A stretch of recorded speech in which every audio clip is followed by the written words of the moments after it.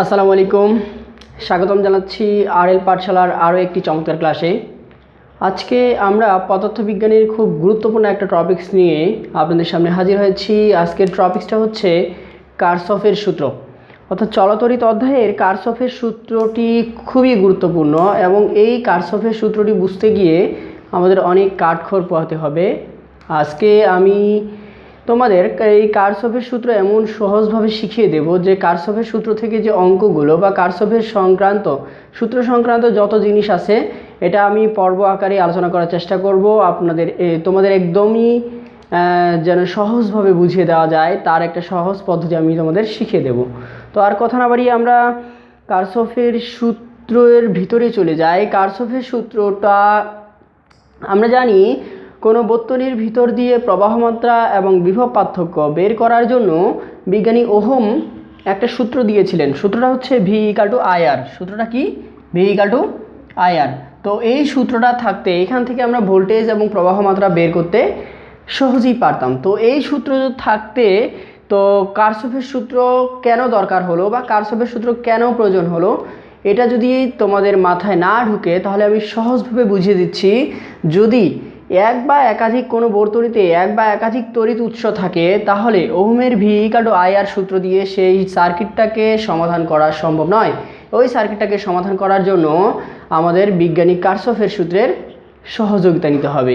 তার মানে কোনো বর্তনীতে যদি একক তড়িৎচালক শক্তি থাকে তাহলে ইজিলি আমরা V=IR অর্থাৎ রোধের সমান্তরাল সমবায় এবং রোধের যে শ্রেণী সমবায় এই দুটো সূত্র প্রয়োগ করে আমরা সহজেই বের করতে পারবো। কিন্তু যদি একাধিক তোমার ইলেকট্রনিক সোর্স থাকে, অর্থাৎ যদি তড়িৎ উৎস একাধিক থাকে, সেক্ষেত্রে আমাদের ওহমের সূত্র দিয়ে আর ওই বর্তনীতে প্রবাহমাত্রা বের করা সম্ভব নয়। এখন এই কারশফের সূত্র, বিজ্ঞানী কারশফ কোনো বর্তনীতে যখন আমরা প্রবাহমাত্রা এবং ভোল্টেজ বের করব তার জন্য তিনি দুটো সূত্র দিয়েছিলেন। এক নম্বর সূত্রটাকে হচ্ছে, তাহলে আমাদের আজকের আলোচনার বিষয় হচ্ছে কারশফের সূত্র। কারশফের সূত্র, কারশফের দুটো সূত্র। এক নম্বর হচ্ছে প্রথম সূত্রে বিজ্ঞানী কারশফ আলোচনা করেছিলেন প্রবাহমাত্রা সম্পর্কে। এখানে তিনি বলেছিলেন যে কোনো একটা বিন্দুতে যখন কোনো রোধ এসে পড়ে বা কোনো প্রবাহমাত্রা এসে পড়ে তখন ওই প্রবাহমাত্রার যতগুলো প্রবাহমাত্রা এসে পড়বে সবগুলোর যোগফল হচ্ছে 0। সবগুলোর যোগফল হচ্ছে কি? 0। তাহলে প্রথম সূত্র হচ্ছে কোনো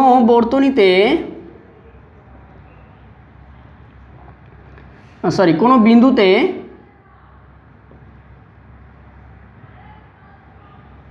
প্রবাহমাত্রাগুলোর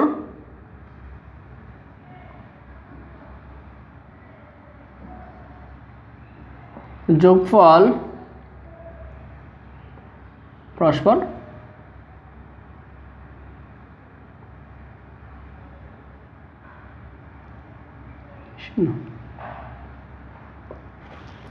তো এখানে একটা জিনিস মনে রাখতে হবে যে কোনো বিন্দুতে যখন তড়িৎ প্রবাহ অর্থাৎ কারেন্ট এসে পড়ে, তো সব বিন্দু দিয়ে কারেন্ট এসে পড়লে কোনো বিন্দুতে যদি কারেন্ট এসে পড়ে, অর্থাৎ মনে করো এই রোধের ভিতর দিয়ে কারেন্ট আসতেছে I1, এর ভিতর দিয়ে কারেন্ট ভিতর আসছে I2, এর ভিতর দিয়ে কারেন্ট আসতেছে I3, এর ভিতর দিয়ে কারেন্ট আসতেছে I4। তো একটা জিনিস মনে রাখবা যে কোনো বিন্দুতে অর্থাৎ যখন তড়িৎ প্রবাহিত হয় তখন ওই তড়িৎ কিছু পরিমাণ কাজে রূপান্তরিত হয়, অর্থাৎ কিছু পরিমাণ কোনো না কোনো কাজ, ওই তড়িৎ প্রবাহ কোনো না কোনো কাজে অবশ্যই ব্যবহৃত হয়। অর্থাৎ এই বিন্দুতে যখন কোনো প্রবাহমাত্রা এসে পড়বে সমস্ত প্রবাহমাত্রাগুলো কিন্তু আসবে না। অর্থাৎ মনে করো R1 এর ভিতর দিয়ে যদি I1 আসে, R2 এর ভিতর দিয়ে যদি I2 আসে, তাহলে R3 এর ভিতর দিয়ে যদি I3 কারেন্ট আসে তাহলে অবশ্যই কারেন্টটা I4 এর ভিতর দিয়ে বের হয়ে যাবে। অবশ্যই কারেন্টটা কী হবে? I4 এর ভিতর দিয়ে বের হয়ে যাবে। অর্থাৎ কোনো বিন্দুতে যখন প্রবাহমাত্রা এসে পড়ে সম্পূর্ণ প্রবাহমাত্রা বিন্দুতে জমা হয় না, সম্পূর্ণ প্রবাহমাত্রাগুলো বিন্দুতে জমা হয় না। অর্থাৎ কিছু রোধের ভিতর দিয়ে কারেন্ট ঢুকবে এবং কিছু রোধের ভিতর দিয়ে কারেন্ট বের হবে। মনে করি আমরা I1 I2 দিয়ে কারেন্ট ঢুকলো এবং I3 দিয়ে বের হয়ে গেল। এবং I4 দিয়ে ঢুকতেছে। মনে করি আমরা এই একটা বিন্দু, এই বিন্দুটাকে ধরি আমরা এ বিন্দুতে আমরা জানি কোনো বিন্দুতে প্রবাহ মাত্রাগুলো যোগফল পরস্পর শূন্য। এখানে যতগুলো প্রবাহ মাত্রা আছে সবগুলোরই যোগফল হচ্ছে শূন্য। এখানে যে I1 I2 এবং I3 ভিতর দিয়ে এই বিন্দুতে কারেন্ট যাচ্ছে, কিন্তু I3 ভিতর দিয়ে কারেন্টটা বের হয়ে যাচ্ছে, অর্থাৎ I1 I2 এবং I3 ভিতর দিয়ে যেই পরিমাণ কারেন্ট ঢুকছে সেই পরিমাণ কারেন্ট আবার I3 ভিতর দিয়ে বের হয়ে চলে যাচ্ছে। একটা জিনিস মনে রাখতে হবে যে সম্পূর্ণ রোধের ভিতর দিয়ে কিন্তু কারেন্ট একটা বিন্দুতে যাবে না, কিছু রোধের ভিতর দিয়ে কারেন্ট যাবে এবং কিছু রোধের ভিতর দিয়ে কারেন্ট বের হয়ে যাবে। তো একটা জিনিস মনে রাখবে, যখন কোনো বিন্দুতে কারেন্টগুলো এসে পড়ে সে হচ্ছে পজিটিভ, আর যখন কোনো বিন্দু থেকে কারেন্ট বের হয়ে যাবে সে হচ্ছে নেগেটিভ। তাহলে আমরা সূত্রটা কি শিখলাম, কোনো বিন্দুতে প্রবাহ মাত্রাগুলোর যোগফল পরস্পর শূন্য। তাহলে আমাদের I1 যোগ I2 যোগ I3 যোগ I4 ইকাল টু কি শূন্য। একটা জিনিস মাথায় রাখতে হবে, I1 I2 এবং I3 দিয়ে এই বিন্দুতে কারেন্ট ঢুকলেও I1 I2 এবং I4 দিয়ে এই বিন্দুতে কারেন্ট ঢুকলেও I3 দিয়ে কিন্তু সেটা বের হয়ে চলে যাচ্ছে। যেহেতু I3 দিয়ে বের হয়ে চলে যাচ্ছে সুতরাং I3 ঋণাত্মক, অর্থাৎ লিখতে পারি I1 যোগ I2 যোগ I4 সমান সমান I3। যেহেতু বিজ্ঞানী কারশফের প্রথম সূত্র শুধু প্রবাহ মাত্রা নিয়ে আলোচনা করা হয়েছে, সেহেতু প্রথম সূত্রকে বলা হয় KCL সূত্র। প্রথম সূত্রকে কি বলা হয়? KCL সূত্র, অর্থাৎ কারশফ কারেন্ট ল, যার পূর্ণরূপ KCL এর পূর্ণরূপ হচ্ছে কারশফ কারেন্ট ল। অর্থাৎ কোনো বিন্দুতে যখন প্রবাহ মাত্রা এগুলো এসে পড়ে, যখন কোনো বিন্দুতে কোনো রোধের ভিতর দিয়ে কোনো বিন্দুতে কারেন্ট এসে পড়ে, যেগুলো কারেন্ট এসে পড়ে সেগুলো ধনাত্মক, যেগুলো কারেন্ট বের হয়ে যায় সেটা হচ্ছে ঋণাত্মক। ওই বিন্দুতে যতগুলো কারেন্ট আছে সব কারেন্টগুলোর বা সমস্ত প্রবাহ মাত্রাগুলোর বীজগাণিতিক যোগফল হচ্ছে কি শূন্য। বীজগাণিতিক যোগফল কি শূন্য। এখন মনে রাখতে হবে যে ওই বিন্দুতে কোন কোন কারেন্টগুলো ঢুকছে। এখন আমরা এই বিন্দু যদি কল্পনা করি, এই বিন্দুতে I1 কারেন্ট ঢুকছে, I2 কারেন্ট ঢুকছে, I4 ঢুকলেও I3তে কিন্তু বের হয়ে গেছে, কারণ কোনো বিন্দুতে যখন কারেন্ট গিয়ে পড়ে ওই বিন্দুতে কারেন্টটা কিন্তু জমা হয় না, ওটা কোনো না কোনো বিন্দু দিয়ে বের হয়ে যাবে। I1 I2 I3 I4 দিয়ে কোনো কারেন্ট ঢুকলে সেটা I3 দিয়ে বের হয়ে গেছে। আমরা এখানে I1 আমরা একটু আগেই বললাম যে যখন কারেন্টটা ঢুকবে সে হচ্ছে পজিটিভ, আর যখন বের হয়ে যাবে সে হচ্ছে কি নেগেটিভ। তাহলে আমরা সূত্র অনুযায়ী লিখতে পারি যে সমস্ত কারেন্টগুলোর বীজগাণিতিক যোগফল শূন্য। তার I1 যোগ I2 যোগ I3 যোগ I4 ইকাল টু 0। এখন যেহেতু I3 ভিতর দিয়ে কারেন্টটা বের হয়ে চলে গেছে, এই জন্য আমরা I3কে ধরে নিলাম ঋণাত্মক। ঋণাত্মক যদি ধরি তাহলে প্লাস মাইনাসে মাইনাস, সমান সমান অপসে গেলে প্লাস। যেহেতু কারশফের প্রথম সূত্রে শুধু প্রবাহ মাত্রা নিয়ে আলোচনা করা হয়েছে, সুতরাং কারশফের প্রথম সূত্রটাকে বলা হয় KCL এর সূত্র। কারশফের প্রথম সূত্রকে কি বলা হয়? KCL এর সূত্র। এরপরে আমরা আলোচনা করব কি দ্বিতীয় সূত্র। দ্বিতীয় সূত্রটা খুবই গুরুত্বপূর্ণ। দ্বিতীয় সূত্রটা হচ্ছে কোনো বদ্ধ বর্তনী, অবশ্যই কোনো বদ্ধ বর্তনী হতে হবে দ্বিতীয় সূত্র। আচ্ছা, আমরা একটা বর্তনীর কথা কল্পনা করি। মনে করেন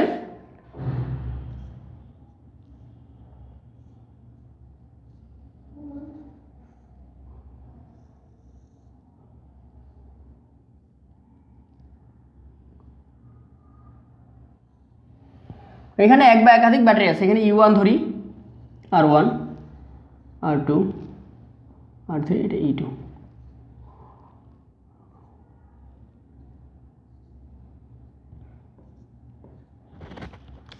তো দেখেন আমাদের এখানে মোট একটা বদ্ধ বর্তনী দেখা যাচ্ছে। এই বর্তনীতে আমাদের রয়েছে কি, এখানে একটা সোর্স অর্থাৎ তড়িৎচালক শক্তি, এখানে একটা তড়িৎচালক শক্তি। তো আমাদের যখন এরকম কোনো বর্তনী দেওয়া থাকবে, এই বর্তনীগুলো সমাধান করার ক্ষেত্রে আমাদের ওহমের সূত্র প্রয়োগ করে এই বর্তনীগুলো আমরা সমাধান করতে পারবো না। এগুলো সমাধান করার জন্য আমাদের কারশফের সূত্রে দ্বিতীয় সূত্রের হেল্প নিতে হবে। দ্বিতীয় সূত্রটা আসলে কি? দ্বিতীয় সূত্রটা হচ্ছে কোনো বদ্ধ বর্তনীর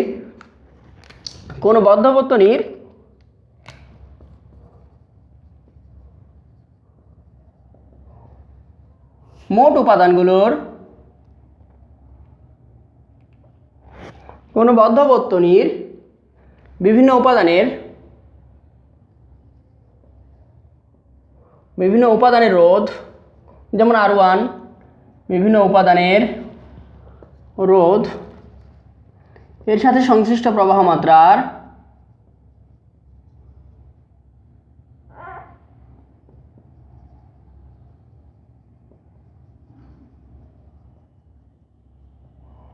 বীজগাণিতিক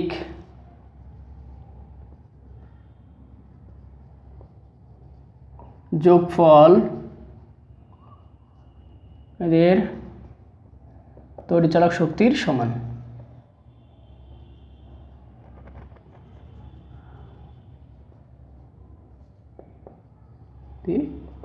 সমান। তো দ্বিতীয় সূত্রটা হচ্ছে কোনো বদ্ধ বর্তনী।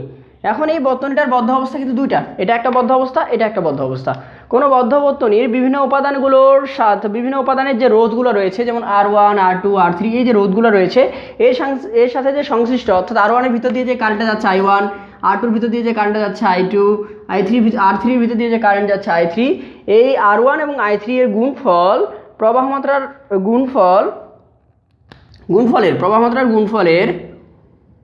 গুণফলের বীজগাণিতিক যোগফল এদের তড়িৎচালক শক্তির পরস্পর সমান। তো এখানে একটা জিনিস মনে রাখতে হবে যে আমাদের বদ্ধ অবস্থা যদি এখানে লুপ দেওয়া থাকে, পরীক্ষায় যদি তোমাদের লুপ দেওয়া থাকে, এরকম করে লুপটা দেওয়া থাকে, তাহলে তোমরা লুপ অনুযায়ী তোমাকে সাজাতে হবে। আর যদি লুপ না দেওয়া থাকে তাহলে তোমার ইচ্ছা অনুযায়ী তোমরা এই বদ্ধ অবস্থায় এইভাবেও এদিক দিয়েও তোমরা গণনা করতে পারো বা এদিক দিয়েও গণনা করতে পারো, তাতে কোনো সমস্যা নেই। তো আমরা এই প্রবাহ মাত্রাটা যদি বের করি, একটা জিনিস মাথায় রাখবেন, এই টাইপের যখন কোনো বর্তনী দেওয়া থাকবে, সেই বর্তনীগুলোকে সমাধান করার জন্য আমাদের কি করতে হবে, যে এদের যে প্রান্তগুলো রয়েছে সেই প্রান্তগুলোকে চিহ্নিত করে নিতে হবে। আসলে আমাদের কে পজিটিভ, যেমন মনে করেন যে আমরা যখন কোনো বিন্দুতে প্রবাহ মাত্রা বের করলাম, তো আমরা সহজেই ওখানে চিহ্নিত করতে পারলাম যে যখন কোনো বিন্দুতে কারেন্ট আসে ঢুকে, যখন কোনো কারেন্ট আসে ঢুকতেছে তখন সেটা পজিটিভ, যেটা বের হচ্ছে সেটা হচ্ছে নেগেটিভ। এটা আমরা ইজিলি চিহ্নিত করতে পারলাম। কিন্তু এখানে কে পজিটিভ কে নেগেটিভ এটা চিহ্নিত করা একটু কঠিন। এই কঠিনটা যেন তার কঠিন মনে না হয়, তার জন্য আমি একটা সহজ বুদ্ধি শিখিয়ে দেই, যে যদি কোনো রোধের ভিতর দিয়ে যে পাশ দিয়ে কারেন্ট ঢুকবে সেটা পজিটিভ, আর যেদিক দিয়ে বের হবে সেটা হচ্ছে নেগেটিভ।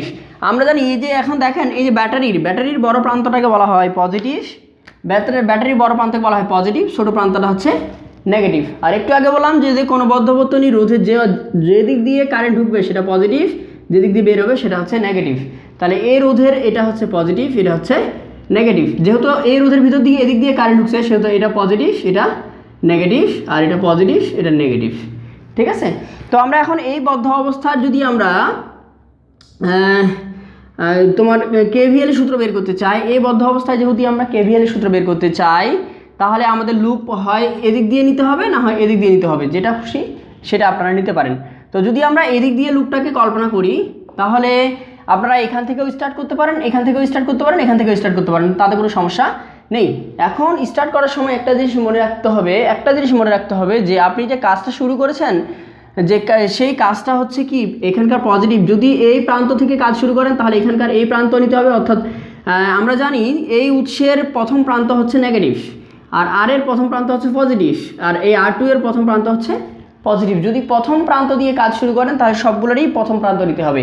অর্থাৎ যদি আমরা U1 এর প্রথম প্রান্ত নিই তাহলে -U1, R1 এর প্রথম প্রান্ত কি প্লাস, তাহলে I1 R1 যোগ R2 এর প্রথম প্রান্ত কি প্লাস, অর্থাৎ I2 R2 = 0। এটাকে আমরা লিখতে পারি I1 R1 যোগ I2 R2 = U1। এখন দেখেন তো এই সূত্রের সাথে মিলিয়ে নেন তো, যে কোনো বদ্ধবর্তনীর বিভিন্ন উপাদানগুলোর যে রোধগুলো ছিল R1 এবং R2, এর সাথে সংশ্লিষ্ট যে প্রবাহ মাত্রাগুলো ছিল I1 এবং I2, এদের গুণফলের বীজগাণিতিক যোগফল, এদের যে তড়িৎচালক শক্তি, এরা পরস্পর কি সমান। ক্লিয়ার? এরপর যদি আপনারা এই বদ্ধ অবস্থার কথা কল্পনা করেন, এই বদ্ধ অবস্থা যদি আপনারা এদিক দিয়ে কল্পনা করেন, এদিক দিয়ে যদি লুপটাকে আপনারা কল্পনা করেন, এদিক দিয়ে লুপটাকে কল্পনা করলে আপনারা R1 থেকেও R2 থেকেও শুরু করতে পারেন, E2 থেকেও শুরু করতে পারেন, তাতে কোনো সমস্যা নেই। যদি আমরা R2 এর প্রথম প্রান্ত নিয়ে কাজ করি, এর প্রথম প্রান্ত কি নেগেটিভ, তাহলে I2 R2, এর প্রথম প্রান্ত কি R3 এর প্রথম প্রান্ত কি নেগেটিভ, তাহলে -I3 R3, এবং এর প্রথম প্রান্ত কি পজিটিভ, তাহলে প্লাস E2 = 0। এটা এখন সাজা লিখি, -I2 R2, মাইনাসটা যদি কমন নেই, প্লাস I3 R3, এইটা যদি ওপাশে নিয়ে যায় তাহলে -E2। তাহলে আমরা ক্যালকুলেশন করলে মাইনাস মাইনাস কাটা, তাহলে I2 R2 যোগ কি I3 R3 = E2। তো সুপ্রিয় বন্ধুরা, আমরা যে এখানে কাজটা করলাম, প্রথম বদ্ধ অবস্থায় যে আমরা টোটাল রোধগুলো বের করলাম, অর্থাৎ রোধের সাথে যে কারেন্ট প্রবাহ মাত্রা, এই যে তড়িৎচালক শক্তি আমরা বের করলাম, এবং দ্বিতীয় বদ্ধ অবস্থায় আমরা I2 অর্থাৎ আমরা যে মোটগুলো রোধ এবং প্রবাহ মাত্রার গুণফল এবং তড়িৎচালক শক্তি বের করলাম। তো আমরা যেহেতু এখানে R1 এবং R2 এবং R3 ভিতর দিয়ে I1 I2 I3 বের করতে বলেছে, তো এই দুইটা সূত্র প্রয়োগ করে আমরা I1 I2 R3 বের করতে পারবো না।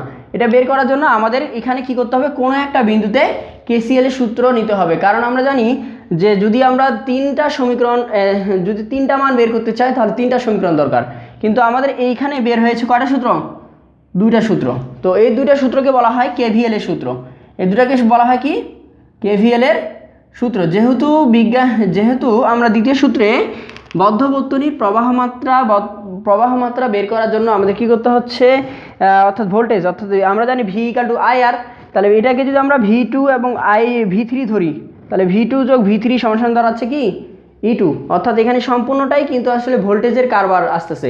যেহেতু এই অবস্থায় অর্থাৎ কারশফের দ্বিতীয় সূত্রে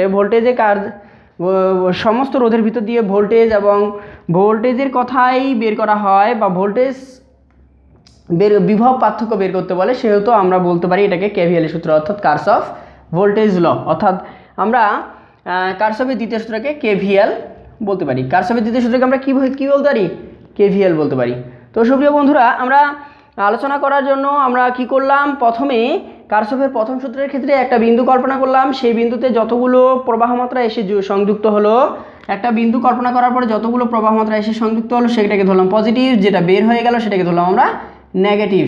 তো নেগেটিভ বের করার পরে প্রথম সূত্র কি ছিল, যে কোনো বিন্দুতে যতগুলো প্রবাহ মাত্রা থাকবে সেই সমস্ত প্রবাহ মাত্রাগুলোর বীজগাণিতিক যোগফল হচ্ছে কি 0, দিয়ে আমরা প্রথম সূত্রটা ব্যাখ্যা করলাম। দ্বিতীয় সূত্রটা হচ্ছে কি, দ্বিতীয় সূত্র হচ্ছে কোনো বদ্ধ বর্তনীতে যতগুলো রোধ রয়েছে সেই রোধগুলোর সাথে যে প্রবাহ মাত্রাগুলো রয়েছে, সেই রোধের, যেমন R1 এর ভিতর দিয়ে কি প্রবাহ মাত্রা রয়েছে I1, R2 এর ভিতর দিয়ে কি রয়েছে I2, R3 এর ভিতর দিয়ে কি রয়েছে I3, এই প্রবাহ মাত্রাগুলোর যে গুণফল, এদের গুণফলের যোগফল তড়িৎচালক শক্তির পরস্পর সমান। তো আমরা এখানে যখন আলোচনা করার সময় এই সার্কিটের ক্ষেত্রে আমরা দুটো বদ্ধ অবস্থা পাইলাম। দুটো বদ্ধ অবস্থায় কে পজিটিভ কে নেগেটিভ এটা চিহ্নিত করার জন্য আমরা কি করলাম, প্রথমে প্রত্যেকটা কানেকশনে বা প্রত্যেকটা উপাদানের আমরা চিহ্নিত করে দিলাম প্লাস মাইনাস দিয়ে। আমরা বললাম যেই প্রান্ত দিয়ে কারেন্ট ঢুকবে সেটাকে বলা হয় পজিটিভ, আর যেটা দিয়ে বের হবে সেটা হচ্ছে নেগেটিভ। এখন আমরা জানি তড়িৎচালক শক্তির বড় যে দাগটা থাকে সেই দাগটাকে বলা হয় পজিটিভ, ছোট দাগটাকে বলা হয় নেগেটিভ। আর যেহেতু R1 এর ভিতর দিয়ে এদিক দিয়ে কারেন্ট ঢুকছে, সুতরাং এটা পজিটিভ, এটা নেগেটিভ। R2 এর ভিতর দিয়ে যেহেতু এদিক দিয়ে কারেন্ট ঢুকছে, এটা পজিটিভ, এটা নেগেটিভ। আর R3 এর ভিতর দিয়ে যেহেতু এদিক উল্টা পাশে কারেন্ট ঢুকছে, তাহলে ওটা হচ্ছে পজিটিভ, এটা হচ্ছে নেগেটিভ করার পরে আমরা যে এই বদ্ধবর্তনী যদি লুপ দেওয়া থাকে তাহলে যে সে অনুযায়ী কাজ করতে হবে, আর যদি লুপ না দেওয়া থাকে তাহলে নিজের ইচ্ছা অনুযায়ী লুপ নিতে পারেন। আপনারা এই পাশেও নিতে পারেন, এ পাশেও নিতে পারেন, তাতে কোনো সমস্যা নেই। এখন একটা জিনিস খেয়াল করবেন, যখন লুপটা নিব, যদি তড়িৎচালক শক্তি থেকে কাজ শুরু করেন তাতেও কোনো সমস্যা নেই, যদি R1 থেকে শুরু করেন তাতেও কোনো সমস্যা নেই, যদি R2 থেকে শুরু করেন তাতেও কোনো সমস্যা নেই, কিন্তু যে দিক দিয়ে নেবেন অবশ্যই সেদিক দিয়েই সেটাকে গণনা করতে হবে। যেহেতু আমরা লুপটা এদিকই কল্পনা করছি, সুতরাং আমরা যদি R2 থেকে শুরু করি তাহলে R2 পরে আসবে U1, U1 এর পরে আসবে R1। আর আমরা যদি R1 থেকে শুরু করি তাহলে R1 এর পর আসবে R2, R2 পরে আসবে U1। যদি প্রথমে আপনারা মনে করেন যে R1 নেন, তারপর U1 নেন, তারপর R2 নেন, কিংবা প্রথমে R1 নিলেন, R2 নিলেন, তারপর R1 নিলেন, এই ক্ষেত্রে কিন্তু অনেক সমস্যার সৃষ্টি হবে। তো এটা জেনে মনে রাখবেন, যেখান থেকে যাত্রা শুরু করবেন ওই দিক দিয়েই ঘুরতে থাকবে। এখন এই কোনটা পজিটিভ কোনটা নেগেটিভ এটা চিহ্নিত করার জন্য কি করতে হবে, যে প্রথম যেটা থেকে যাত্রা শুরু করেছেন, মনে করেন যে আমি প্রথমে U1 থেকে যাত্রা শুরু করেছি, প্রথম তড়িৎচালক শক্তির দুটো প্রান্ত থাকে, এটাকে বলা হয় প্রথম প্রান্ত, এটা হচ্ছে দ্বিতীয় প্রান্ত। প্রথম প্রান্ত কি নেগেটিভ, যেহেতু আমি প্রথম প্রান্ত দিয়ে কাজ শুরু করেছি, প্রথম প্রান্ত যেহেতু নেগেটিভ, ওই বদ্ধবর্তনী যতগুলো উপাদান আছে সবগুলোই প্রথম প্রান্তই আমাকে নিতে হবে, ঠিক আছে। যেমন এখানকার প্রথম প্রান্ত কি নেগেটিভ, এই জন্য আমরা U1 এর সামনে নেগেটিভ দিয়েছি। এর প্রথম প্রান্ত কি পজিটিভ, এই জন্য আমরা I1 R1 এর সামনে পজিটিভ দিয়েছি। এর প্রথম প্রান্ত পজিটিভ, এই জন্য আমরা I2 R2 এর সামনে কি দিয়েছি, পজিটিভ দিয়েছি। আর এই বদ্ধবর্তনীতে যখন আমরা নিলাম, এই বদ্ধবর্তনী দেখা যাচ্ছে যে এই দিক দিয়ে যদি আমরা লুপটা নিই, আমরা যদি R2 থেকে যাত্রা শুরু করি, R2 এর প্রথম প্রান্ত কি নেগেটিভ, এই জন্য আমরা নিয়েছি নেগেটিভ। এর প্রথম প্রান্ত কি নেগেটিভ, এই জন্য আমরা নিয়েছি নেগেটিভ। এর প্রথম প্রান্ত কি পজিটিভ, এই জন্য আমরা নিয়েছি পজিটিভ। ক্যালকুলেশন করে আমরা দুটো সূত্র পেয়ে গেলাম। এখন I1 I2 I3 মান বের করার জন্য তিনটা সূত্র দরকার। যেহেতু KVL দিয়ে আমাদের শুধু দুটো সূত্র বের হয়ে গেল, সেহেতু আমরা এই বিন্দুতে KCL এর সূত্র বসাতে পারি। KCL এর সূত্র যদি ওই বিন্দুতে বসাতে চাই, তাহলে দেখা যাচ্ছে এদিক দিয়ে কারেন্ট ঢুকছে, অর্থাৎ I1 ঢুকছে এই বিন্দুতে, I2 বের হয়ে গেছে মাইনাস, এবং R3 এসে ঢুকছে, সেটা প্লাস, অর্থাৎ 0। এখন যদি আমরা এই সমীকরণ এবং এই সমীকরণ ব্যবহার করি, তাহলে আমরা খুব সহজেই I1 I2 এবং I3 মান বের করতে পারবো। ঠিক আছে, তো এর পরের দিন আমরা কারশফের সূত্র থেকে কি ধরনের অঙ্ক আসে এগুলা নিয়ে আলোচনা করব। আজকের ক্লাসটা কেমন লাগলো তা অবশ্যই ইউটিউবের কমেন্ট বক্সে কমেন্ট করে জানাবেন, এবং এরপরে কোন ধরনের ভিডিও দরকার সেটা আমাদের জানিয়ে দিবেন, আমরা সেই অনুযায়ী ভিডিও বানিয়ে দেওয়ার চেষ্টা করব। এবং ভিডিওটি যদি ভালো লেগে থাকে তাহলে অবশ্যই লাইক কমেন্ট শেয়ার করতে ভুলবেন না, এবং আমাদের চ্যানেলটিকে যদি একবার নতুন হয়ে থাকেন তাহলে অবশ্যই চ্যানেলটিকে সাবস্ক্রাইব করে রাখবেন। সাবস্ক্রাইব করার পাশাপাশি পাশে থাকা যে বেল আইকনটি রয়েছে সেই বেল আইকনটি ক্লিক করে দিবেন পরবর্তী ভিডিও নোটিফিকেশন পেতে। ধন্যবাদ সবাইকে।